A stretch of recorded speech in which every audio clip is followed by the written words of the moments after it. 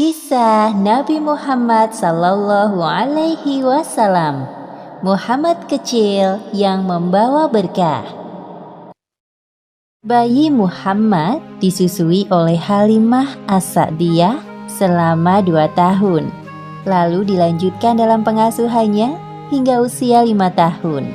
Selama diasuh oleh keluarga Halimah, Muhammad kecil membawa banyak keberkahan dalam kehidupan mereka. Namun di akhir masa pengasuhan Muhammad terjadi peristiwa Syaq al-Sadr, yaitu pembelahan dada yang membuat Halimah khawatir akan keselamatan anak susuannya itu. Telah menjadi tradisi baik di kalangan wanita Mekah yang baru melahirkan untuk menyusukan bayi mereka kepada wanita-wanita yang tinggal di dusun atau pedesaan. Kondisi pedesaan yang segar dan lingkungan yang masih alami membuat anak-anak tumbuh dengan sehat, kuat, dan dapat berbahasa Arab dengan fasih. Sebelum kedatangan para wanita dari Bani Sa'ad, Muhammad sempat disusui oleh Suwaibah, budak perempuan Abu Lahab. Abu Lahab adalah satu di antara paman Muhammad dari garis keturunan ayahnya. "Wahai suamiku, semoga kita dapat anak bangsawan kaya seperti teman-temanku. Saat ini hidup kita sangat sulit." Ya, aku pun berharap sama seperti engkau. Mengingat hasil panen ladang kita tahun ini gagal dikarenakan paceklik yang melanda Taif. Namun harapan suami istri itu tidak terkabul karena bayi para bangsawan kaya telah diambil oleh teman-teman mereka. Hanya tersisa 1 bayi dalam gendongan ibunya. Bayi itu adalah Muhammad. "Wahai saudaraku, bawalah bayiku ini bersama kalian.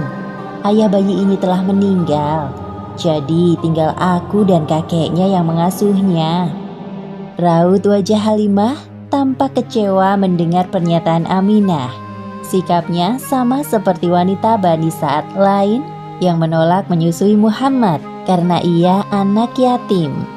"Wahai suamiku, bagaimana ini? Semua bayi telah dibawa pulang oleh teman-teman kita. Aku tidak ingin kita pulang dengan tangan kosong." Apa kita bawa saja bayi yatim yang baru saja engkau temui itu, wahai istriku?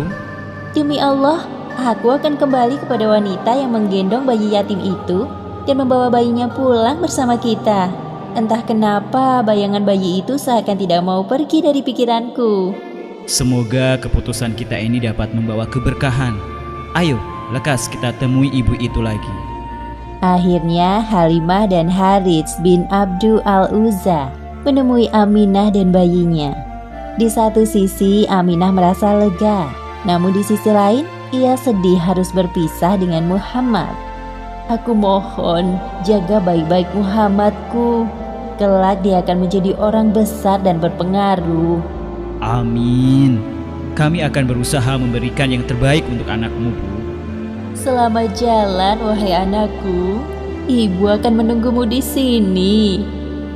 Setelah berpamitan dengan Aminah, Halimah menunggangi keledainya yang kurus. Tiba-tiba ia merasakan keanehan pada keledainya. "Aneh sekali, aku seperti tidak sedang membawa beban. Bayi ini sangat ringan dan juga keledaiku ini seperti bertambah kuat saja. Padahal sewaktu berangkat ke Mekah kemarin, ia berjalan sangat lambat." Tidak hanya itu, sesampainya di rumah, Halimah merasakan keanehan lain. Setelah menyusui Muhammad, baru kemudian Halimah menyusui bayinya sendiri. "Alhamdulillah, bayi ini menyusu dengan lahap. Semoga dia betah tinggal di rumah kecil kita ya suamiku." Semoga ini pertanda baik, wahai istriku. Lihatlah bayi kita. Ia tertidur pulas, tidak seperti malam-malam biasanya yang menangis terus. Ketika suami Halimah mengecek ke dalam kandang ternak, ia dapati unta mereka mengeluarkan susu. Padahal unta itu cukup tua dan sudah tidak mengeluarkan susu setetes pun sebelumnya. "Wahai istriku, pasti engkau tidak percaya apa yang aku bawa. Coba, minumlah." "Apa ini? Susu unta?" "Iya, benar. unta tua kita akhirnya mengeluarkan susu lagi. Engkau telah mengambil anak yang penuh berkah, wahai istriku. Demi Allah, Muhammad benar-benar membawa keberkahan dalam keluarga kita. Setelah beberapa waktu berlalu, pasangan suami istri itu dikejutkan dengan pemandangan asri di depan rumah. Subhanallah, tanah yang sebelumnya kering menjadi subur. Lihat juga kambing-kambing kita yang kurus menjadi gemuk. Terima kasih ya Allah atas semua nikmat-Mu. Keberkahan demi keberkahan dirasakan oleh keluarga Halimah setelah kedatangan Muhammad. Itulah balasan atas ketulusan mereka dalam merawat dan menyayangi Muhammad. Tak terasa 2 tahun berlalu begitu cepat. Tiba saatnya Halimah mengembalikan Muhammad kembali ke pangkuan Aminah. Ibu dan anak itu saling melepaskan kerinduan setelah 2 tahun berpisah. Anakku tersayang, engkau sudah besar dan tampak sehat sekali. Ibu sangat merindukanmu. Melihat hal itu, Halimah dan Harits merasa terharu. Keduanya saling berpandangan. Dengan apa aku dapat membalas kebaikan kalian? Sebenarnya kami sangat bersyukur bisa merawat Muhammad. Ia sudah kami anggap seperti anak sendiri. Jikalau diizinkan, kami ingin merawat Muhammad lebih lama lagi. Bukan bermaksud lancang, wahai ibu Muhammad. Aku dengar Mekah sedang dilanda wabah penyakit. Apa tidak sebaiknya Muhammad tinggal bersama keluarga kami di dusun Bani Sa'ad? Terkait permintaan kalian, aku perlu berdiskusi terlebih dahulu dengan kakeknya. Tidak lama kemudian, Abdul Muthalib datang. Beliau memberikan keputusan yang bijak. Aminah menyadari bahwa usulan Halimah dan suaminya itu baik. Meskipun sebenarnya ia masih merasa berat jika harus berpisah dengan Muhammad secepat ini. Sejujurnya aku sangat senang melihat cucuku ini tumbuh dengan sehat. Jadi keputusanku demi kebaikannya juga. Kami izinkan Muhammad kembali ke dusun Bani Sa'ad sampai usianya genap 5 tahun. Harapanku adalah kelak Muhammad dapat belajar berbicara dengan fasih karena terbiasa mendengar bahasa Arab yang murni. Meskipun berat, aku setuju dengan keputusan kakek. Namun, untuk beberapa hari ini, biarkan Muhammad bersamaku. Setelah itu, kalian boleh membawanya pulang ke Thaif. Terima kasih atas kebaikan kalian berdua. Kami sangat bersyukur dapat kembali merawat Muhammad. Halimah dan suaminya memiliki 3 orang anak. Namanya Abdullah, Unaisah, dan Syaimah. Mereka semua menjadi saudara sepersusuan Muhammad. Belum genap di usianya 4 tahun, Muhammad ikut menggembala kambing bersama saudara-saudaranya. Pada saat itulah terjadi peristiwa pembelahan dada Muhammad oleh malaikat yang menyamar menjadi manusia. Ibu, Muhammad kita. Hah? Muhammad kenapa, nak? Muhammad dibunuh oleh seseorang. Hah? Yang benar saja. Tunjukkan pada kami, di mana Muhammad? Halimah dan suaminya segera berlari menemui Muhammad. Wajahnya tampak pucat. Halimah langsung memeluk Muhammad dan menanyainya. Apa yang terjadi padamu, nak? Kemudian Muhammad menceritakan peristiwa yang barusan terjadi kepadanya. Seperti yang disebutkan dalam hadis riwayat Muslim nomor 162. Rasulullah Shallallahu Alaihi Wasallam didatangi malaikat Jibril ketika beliau Shallallahu Alaihi Wasallam sedang bermain dengan beberapa anak. Jibril kemudian menangkapnya, menelentangkannya, lalu Jibril membelah dada beliau. Jibril mengeluarkan hatinya dan mengeluarkan dari hati beliau segumpal darah beku sambil mengatakan, "Ini adalah bagian setan darimu."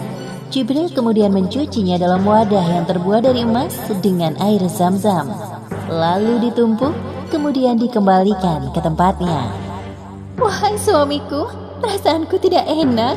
Secepatnya aku akan membawanya kembali ke Mekah. Aku takut setan telah menggodanya. Iya, kalian berdua berhati-hatilah. Setelah peristiwa menggemparkan itu, Halimah bermaksud menyerahkan Muhammad kepada ibunya sebelum waktu yang ditentukan. Wahai saudariku, apa terjadi sesuatu pada putraku sehingga membuatmu menemuiku sebelum waktu yang telah kita sepakati? Iya, memang terjadi sesuatu kepada putramu. Aku rasa kami telah menyelesaikan tugas untuk mengasuhnya.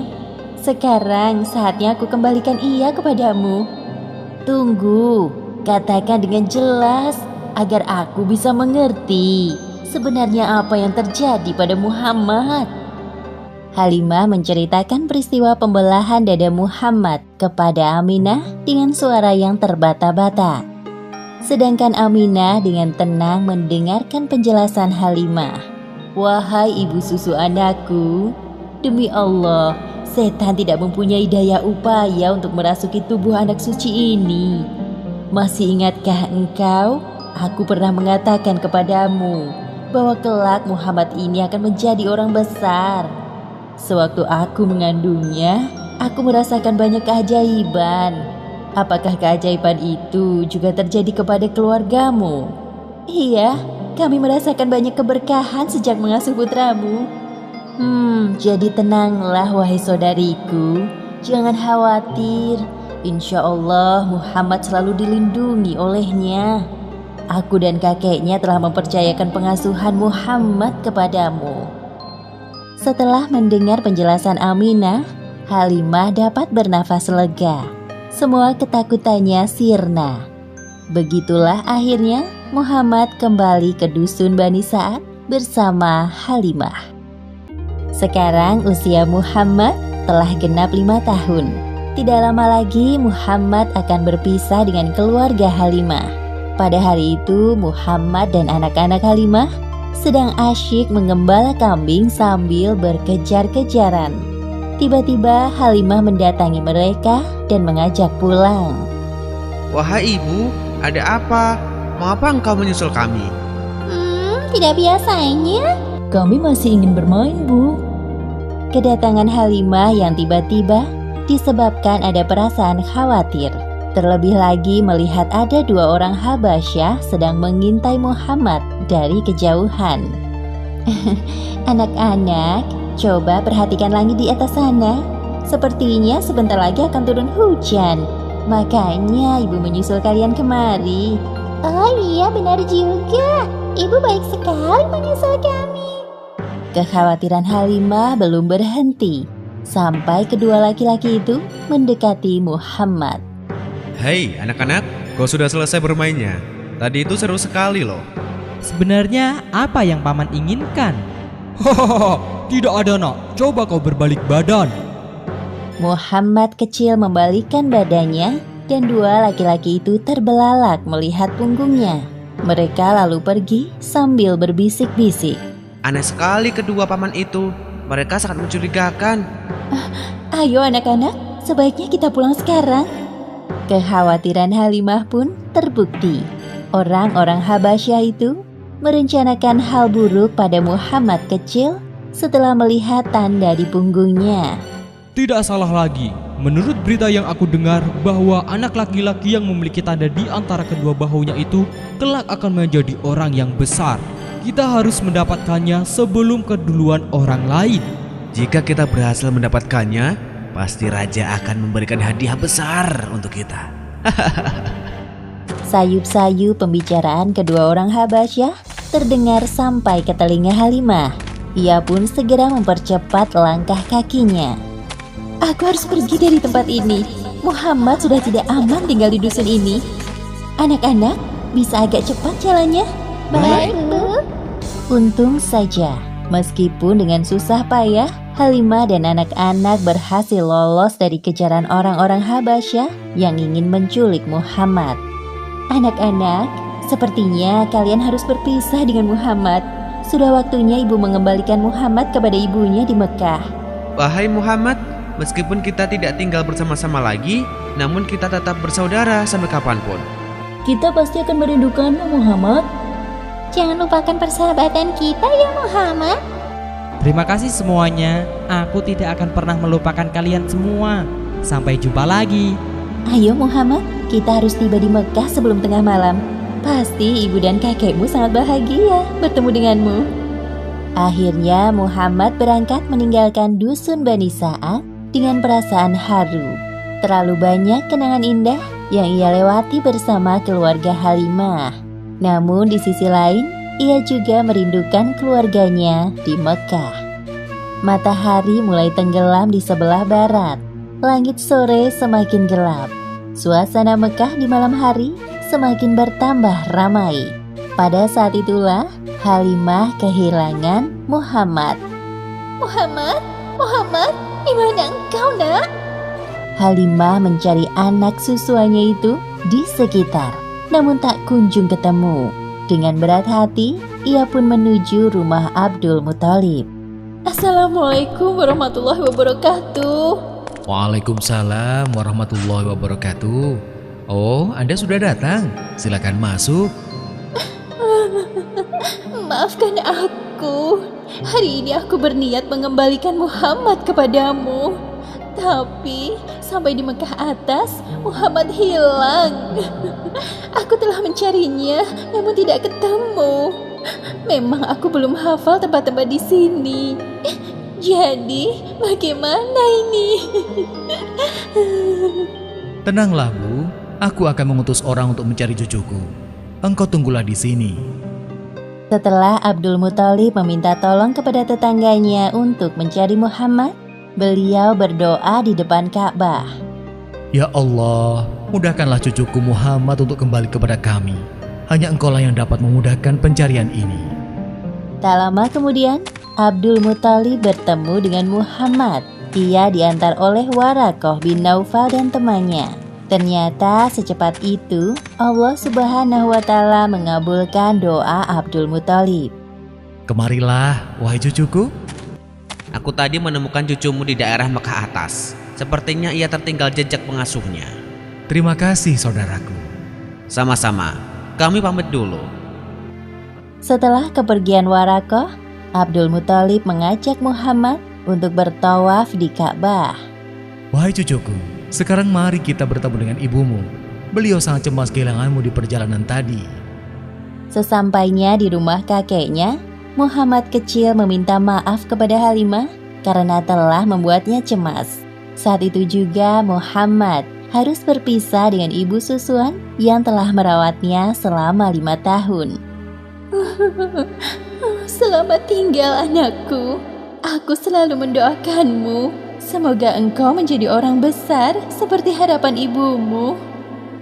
Demikianlah akhir kisah Muhammad kecil yang membawa keberkahan bagi orang di sekitarnya. Dalam kisah ini, pelajaran yang dapat kita ambil adalah kerjakan segala sesuatu dengan niat ikhlas mencari ridha Allah, maka keberkahan akan mengikutimu. Wallahu a'lam bishawab.